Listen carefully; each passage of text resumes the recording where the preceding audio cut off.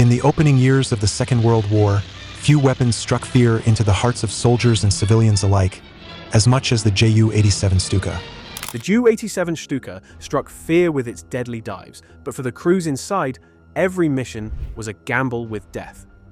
Why were men ordered into flights they knew could kill them? What secrets turned their missions into suicide runs? Stay with us, because the truth might shock you. The coffin with wings. When the Junkers Ju-87 first appeared in the 1930s, it looked like nothing else in the sky. Its gull wings and fixed landing gear made it instantly recognizable, but behind the iconic silhouette lay a dangerous truth. It was a death trap for those who flew it. The Stuka was designed for precision dive bombing.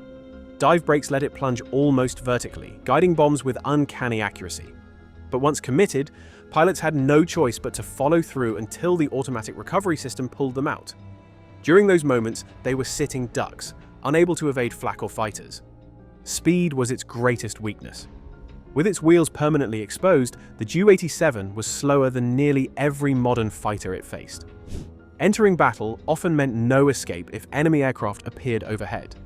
The rugged but drag-heavy construction that made it easy to repair also doomed it in air-to-air combat. For the men inside, the strain was brutal. Dive attacks subjected them to crushing G-forces, sometimes pushing them to blackout. Survival hinged not only on enemy defenses but on the limits of their own bodies and the reliability of a mechanical pull-out system. The Stuka excelled early in the war when skies were clear of serious opposition, but as defenses strengthened, its weaknesses grew fatal. Pilots knew they flew a single-purpose machine, deadly to ground targets but almost helpless in the wider battle for the skies. To call it a flying coffin was no exaggeration. But if the aircraft itself was already unforgiving, what about the infamous scream that made it even worse for the men inside? The screams that doomed them.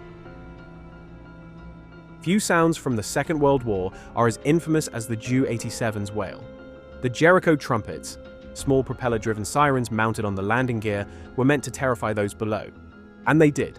Civilians and soldiers alike scattered in panic at the shriek of an incoming dive-bombing raid.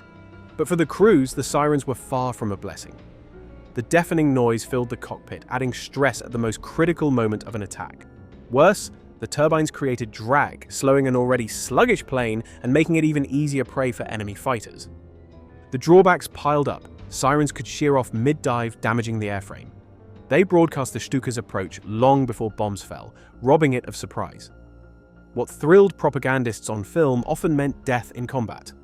By 1941, most units removed the devices altogether. Yet the legend of the Stuka's scream lived on in newsreels and Hollywood soundtracks, cementing the aircraft's reputation as a psychological weapon. In reality, the sound that terrified those on the ground became one more liability for the men in the sky. And if those screams gave Germany false confidence, Spain gave them something even worse, a deadly illusion of invincibility. Spain's deadly illusion. Before the Second World War, the Ju-87 saw action in Spain with the Condor Legion. Against poorly equipped Republican forces, the Stuka seemed unstoppable. It smashed convoys and fortifications with terrifying accuracy, often unopposed in the air. To German observers, it was proof that the dive bomber was the future of warfare. But Spain was a trap. The skies lacked modern opposition. No Hurricanes, no Spitfires, no swarms of Soviet fighters. Anti-aircraft fire was thin and uncoordinated. Missions were short, fuel loads were light, and targets were isolated. In those conditions, the Stuka thrived. The problem was that German commanders assumed this success would translate to larger wars. Overconfidence set in. Reports from Spain encouraged mass production of Ju-87s, convincing Luftwaffe leadership that the aircraft could dominate any battlefield. For the men who flew in Spain, it felt true. They cut their teeth in an environment where the Stuka reigned supreme. But those lessons proved fatally misleading. When war expanded and the Ju-87 faced modern fighters and dense flak, the illusion shattered. The same aircraft that seemed like a spearhead in Spain became a coffin in Poland, France, and beyond. The Spanish Civil War gave the Stuka its myth. But myths are dangerous, especially when they convince men to place blind faith in a machine not built for the battles to come. Blitzkrieg's flying hammer. When war broke out in 1939, the Junkers Ju-87 Stuka was no longer an experiment. It was the spearhead of Blitzkrieg. Over Poland, it became the flying hammer that smashed defenses apart, dropping bombs with precision that tanks alone could never achieve.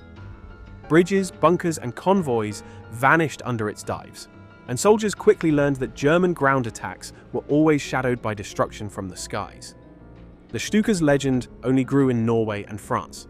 In Norway, it sank ships with unnerving accuracy, proving that even mighty navies were not safe from aircraft.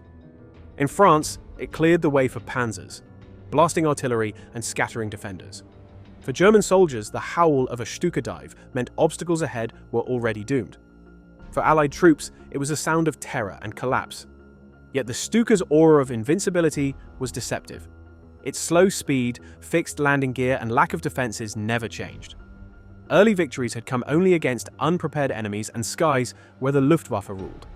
Germany's reliance on the aircraft grew, but so did the risks for the men who flew it.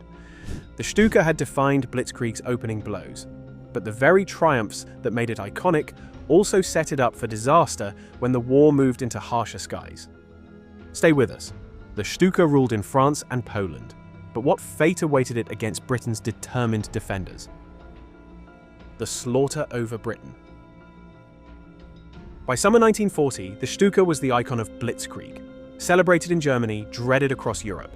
But in the Battle of Britain, it faced radar-guided defenses and squadrons of Spitfires and Hurricanes. Against such opposition, its weaknesses were laid bare.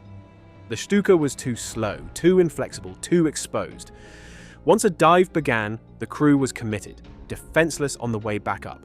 Escorting fighters could not protect them deep over England. Losses mounted quickly, none worse than August 18th, the hardest day, when nearly a quarter of a Stuka force was shot from the skies in a single mission. For the first time, the wail of its sirens brought no panic, only the roar of British guns. Crews endured missions that felt like suicide, until the Luftwaffe was forced to pull them from major operations. The Battle of Britain shattered the Stuka's myth.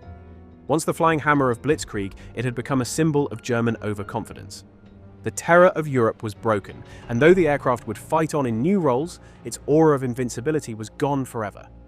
What happened when this already exposed aircraft was sent against the endless, unforgiving skies of the Soviet Union? Stay here to know. Barbarossa's brief glory.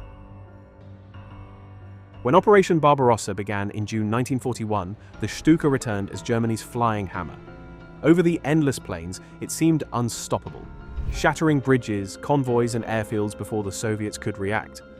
For troops on the ground, its screaming sirens felt like a curse from the skies. Pilots like Hans-Ulrich Rudel became legends, credited with hundreds of tank kills and celebrated as proof of the Stuka's supremacy.